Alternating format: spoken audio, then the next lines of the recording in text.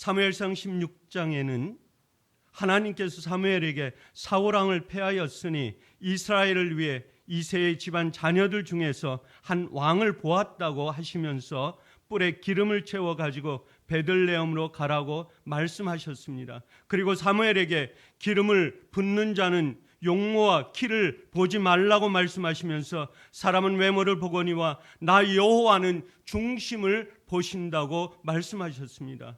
그래서 오늘 본문은 이방 블레셋 군대와 하나님의 백성 이스라엘 군대와의 싸움에서 블레셋 장수 골리앗을 본 이스라엘 백성의 두려움이 어디서 왔으며 두려움은 어떻게 물리칠 수 있으며 이 두려움을 바라보면서 우리의 삶 속에서 세상을 이기는 세상의 어떤 것도 우리의 두려움이 대상이 아니고 두려움은 바로 여호와 하나님, 하나님의 말씀, 하나님께서 우리와 함께 하시는지 하시지 않는 것이 우리의 두려움이라고 하는 것을 오늘 말씀을 통해서 피차 은혜를 나누고자 합니다.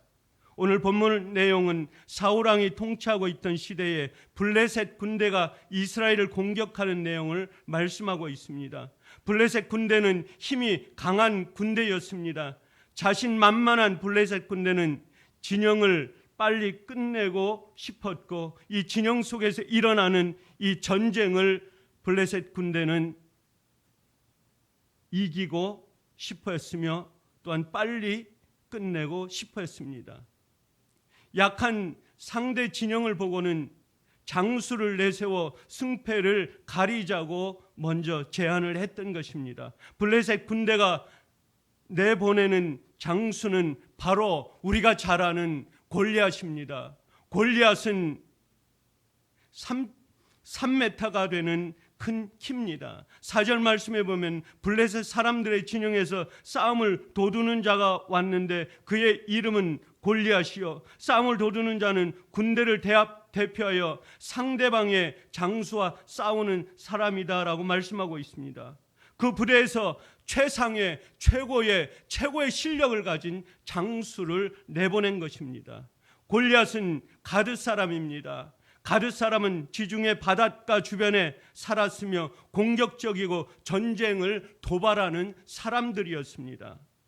키는 3m가 되는 큰 키를 가진 골리앗은 본문 5절, 6절, 7절 말씀은 골리앗이 세상의 최상의 것으로 무장한 사람이다. 세상에 어떠한 것도 두를 수 없는 최고의 값진 것으로 치장한 무게를 갖고 있는 그러한 장수라고 말씀하고 있습니다. 그래서 5절 말씀에 머리에는 놋 투구를 썼고 몸에는 비늘 갑옷을 입었고 6절 말씀에 다리에는 놋 각반을 썼고 어깨에는 놋 단장을 메었으니 7절 말씀에 그 창자루는 배틀채 같고 창날은 철 600세겔이라고 말씀하고 있습니다. 골리앗은 놋으로 만든 투구를 썼습니다.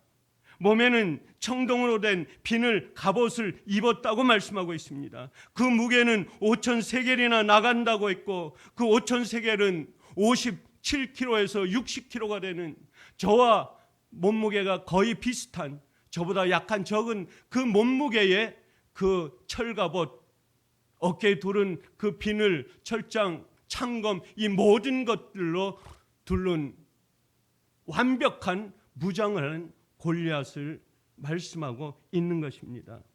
이것을 보면 골리앗은 어떤 인물인지 우리가 금방 알아차릴 수 있습니다. 골리앗은 가장 강한 무기를 몸속에 두른 것입니다. 인간으로서 세상에 하나님을 바라보지 않고 하나님이 없는 그 블레셋 군대, 강한 군대라고 하는 그 군대에서 장수 하나가 입힌 그 옷의 무게는 어마어마했고 그것은 어떤 누구도 보는 사람마다 기절할 정도의 강한 힘을 갖고 있었습니다. 골리앗은 머리부터 발끝까지 청동 갑옷으로 완벽하게 무장되어 있었습니다. 눈과 눈 사이에 미간을 제외하고는 그 어느 곳도 노출된 곳이 없었습니다. 눈만 보일 정도의 그 미간, 그것 외에는 발끝에서부터 머리끝까지 온갖 가장 강한 무기로 둘러싸여 있던 것입니다. 뭡니까? 세상에 강한 것으로 우리가 세상에 치장한다면 세상 속의 삶을 살아가서 하나님을 알지 못하고 하나님을 저버리고 세상의 모든 무기로, 세상의 물질로, 세상에 갖고 있는 모든 온갖 좋은 것들로 우리 몸을 치장하고 우리 마음과 우리 삶을, 세상 속의 삶을 살아간다면, 그리고 하나님이 없는 삶을 살아간다면 세상 속에서 강한 무기가 우리를 엄습해오고 우리를 세상 속에서 순간 좋게 보일진 몰라도 그것은 곧 내일 돌아보면, 또 모레 돌아보면 그것은 헛것이라고 하는 것을 이 말씀 속에서 우리가 볼 수 있는 것입니다. 골리앗의 몸과 마음은 세상의 모든 것으로 꽉 차 있었던 것입니다. 골리앗의 힘은 하늘까지 치솟았습니다. 그 기세는 사울과 이스라엘을 벌벌 떨게 했습니다. 8절, 9절, 10절은 기세 등등한 골리앗을 말씀하고 있습니다. 8절에는 한 사람을 택하여 내게로 내려보내라. 8절, 9절에는 우리의 종이 되어 우리를 섬길 것이라. 10절에는 나와 더불어 싸우게 하라. 골리앗은 적장에 있는 이스라엘에게, 사울 왕에게, 내가 무장했으니, 내가 이렇게 강한 몸을 갖고 있으니 너희들 중에 어떤 누구도 나와 상대할 수 있는 어떤 사람 나에게 보내라. 당당히 내게 맞서 싸워봐라. 제안했던 것입니다. 무엇을 가지고 제안했습니까? 세상의 무기로, 세상에 거침없는 강한 것으로 치장한 그것으로, 외부에 보이는 그것으로. 이스라엘 백성은 물론 떨었습니다. 사울 왕과 이스라엘 백성은 물리칠 수 있는, 적대할 수 있는 그러한 사람이 우리 편에는 없었던 것으로 생각하고 있었던 것입니다. 하나님은 뒤로 물려두었던 것입니다. 하나님을 앞에 내세우지 않았던 것입니다. 결국 11절의 말씀에 보면 사울과 이스라엘 백성들은 골리앗의 말을 듣고서 두려움과 공포에 휩싸였다고 말씀하고 있습니다. 이스라엘 백성들의 공포, 사울 왕까지 갖고 있는 공포는 대단했습니다. 왜냐하면 그들 속에 하나님이 보이지 않고 적장에 있는 골리앗을 보았기 때문입니다. 적진에 있는 그 거구의 그 모습을 보면서 외부에 두르고 있는 그 강한 모습은 결코 우리가 이길 수 없다고 하는, 결코 물리칠 수가 없다고 하는, 저 적장에 나가서 어느 누구도 상대할 수가 없다고 하는 그 두려움과 공포 속에서 이스라엘 백성과 사울 왕은 쌓여 있었던 것입니다. 왜 성경은 골리앗 장수에 대해 자세히 설명하고 있었습니까? 왜 골리앗을 싸움 돋는 자로, 챔피언으로 어느 누구도 그 앞에 대적할 수 없다고 말씀 속에는 우리에게 가르치고 있는 것입니까? 왜 사울과 이스라엘 백성은 공포에 떨었으며 두려움을 갖게 되었다고 말씀하고 있습니까? 두려움은 무엇이며 그 두려움은 어디서 온 것입니까? 골리앗의 음성은 한순간 사울과 온 이스라엘의 군대를 두려움에 사로잡게 만들어버렸습니다. 하나님의 음성을 듣지 못하고 세상의 소리와 사람의 소리를 듣게 되면 두려움에 휩싸일 수밖에 없다고 하는 것을 말해주고 있습니다. 그러나 하나님이 함께 하시고 동행하신다는 확실한 믿음은 어떤 공포와 두려움 앞에서도 굳건히 서게 만들 수 있습니다.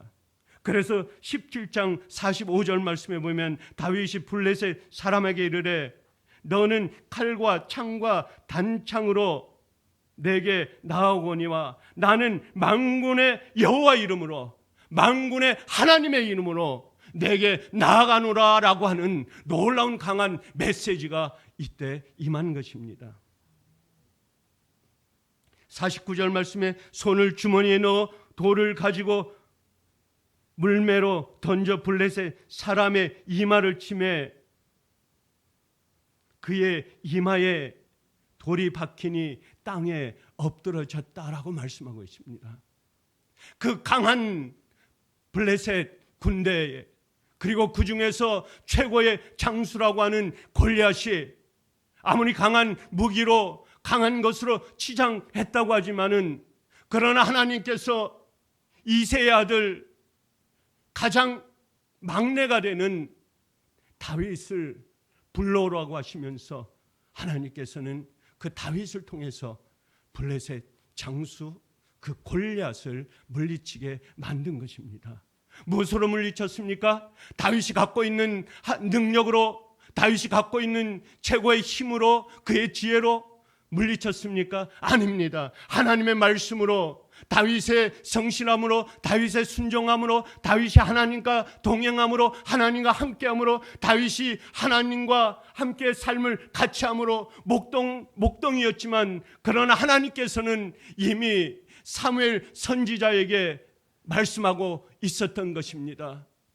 사울을 패했을 때에 많은 아들들을 그 선지자가 데리고 왔지만은 하나님께서는 이 아들도 아니요 저 아들도 아니요 들의 목동으로 일하고 있는 그 아들을, 그 막내 아들을 내게 데려오라, 내게 데리고 오라 라고 말씀하시면서 그 목동을 하나님께서 세웠던 것입니다. 그래서 그 다윗, 어린 다윗을 장수 앞에 내어놓고 그 장수는 그 물맷돌 하나에 그 빈 공간, 어느 누구도 볼 수 없는 그 신의 한 수, 하나님께서 허락하신 그 조그만 공간 속에 하나님의 도를, 하나님의 방법에 의해서 다윗은 순종하며 그 물맷돌을 던졌던 것입니다. 다윗의 승리는 다윗의 능력이 아닌 하나님의 도우심의 결과임을 우리는 분명히 알아야 하는 것입니다. 다윗의 자신의 실력과 용병으로 골리앗을 쓰러뜨린 것이 아니고 하나님께서 함께하신, 하나님께서 동행하신 그 결과로 다윗을 무너뜨린 것입니다. 사도행전 27절은 바울이 배를 타고 로마로 압송되는 과정에서 그 광풍을 만나는 장면이 나옵니다. 14절 말씀에 얼마 안 되어 섬 가운데로부터 유라굴로라는 광풍이 크게 일어나 15절 말씀에 배가 밀려 바람을 맞추어 갈 수 없어 가는 대로 두고 쫓겨가다가 24절 말씀에 보면 바울아 두려워하지 말라, 내가 가이사 앞에 서야 하겠고 또 하나님께서 또 너와 함께 항의하는 자를 다 내게 주셨다 하였으니 라고 말씀하고 있습니다. 사도 바울은 배를 타고 로마로 가야 했습니다. 왜냐하면 거기 가이사 앞에 서서 법정 앞에 서야 하기 때문입니다. 그렇지만 하나님께서는 바울을 통하여 감옥으로 보내는 것이 아니고 배를 통해서 그 로마로 가서 로마에서 하나님의 복음을 완악한 사람들에게 전하라고 하는 하나님의 명령에 순종해서 배를 탔던 것입니다. 그리고 그 배를 탄 그 바다에서는 광풍이 일어났던 것입니다. 그렇지만 바울은 하나님을 믿었습니다. 하나님께서 동행하신다고 하는 그 확신을 가졌던 것입니다. 배를 탄 모든 사람들이 두려워하고 떨었지만은 하나님께서 바울에게 나타나 사랑하는 나의 아들아 두려워하지 말라, 두려워하지 말라, 내가 너와 함께함이라 하는 강한 말씀을 바울에게 주셨던 것입니다. 오늘 하루도 새벽부터 우리가 삶을 살아갈 때에, 하루를 살아갈 때에 우리는 승리하는 삶을 살아가야 됩니다. 그 승리의 삶은 어디로부터 옵니까? 세상의 어떤 것도 우리에게 힘을 줄 수 없습니다. 우리에게 물질이 우리의 힘을 줄 수 없습니다. 세상의 많은 동료들이 우리에게 힘을 줄 수 없습니다. 단지 우리가 하나님 앞에 무릎 꿇고 하나님 앞에 나아갈 때에 동행하시는 그 하나님께서 우리의 삶을 새벽부터 오늘 저녁까지 승리하는 삶으로 인도하실 것입니다. 예수사랑교회 온 성도, 온 가족이 오늘 새벽부터 오늘 하루 삶을 살아갈 때에 하나님께 나와서 무릎 꿇고 기도하는 이 순간순간 우리가 주님께 부르짖고 나아갈 때, 찬양하며 기도할 때에 오늘 하루도 승리하는 삶이 저와 여러분 앞에 축복으로 임하기를 주의 이름으로 간절히 축원합니다. 감사하신 아버지 하나님, 이 한 새벽에 아버지 하나님 주의 전에 나왔습니다. 아버지 하나님 마음속에 클클하고 심령 속에 어두운 것을 가지고 주님 앞에 나왔나이다. 아버지 하나님 우리 마음속에 힘과 용기를 주옵소서. 아버지 하나님 골리앗은 세상의 많은 무기로 치장하였지만은 그러나 하나님께 세우신 다윗을 통하여 물맷돌 하나로 그의 미간에 강한 공간을 보이지 않는 그 공간 속에 아버지 하나님의 물맷돌이 정통하여 맞아 싸우니 아버지 하나님의 물맷돌을 오늘 아버지 하나님 이 한 새벽에 저희에게 주옵소서. 이 물맷돌을 가지고 오늘 하루 삶을 살아갈 때에 놀라운 힘과 기적으로 오늘 하루로 승리하는 삶으로 저희들을 인도하여 주시옵소서. 감사하오며 우리 주 예수 그리스도의 이름으로 간절히 기도드리옵나이다. 아멘. 찬송가 545장 이 눈에 아무 증거 아니 배워도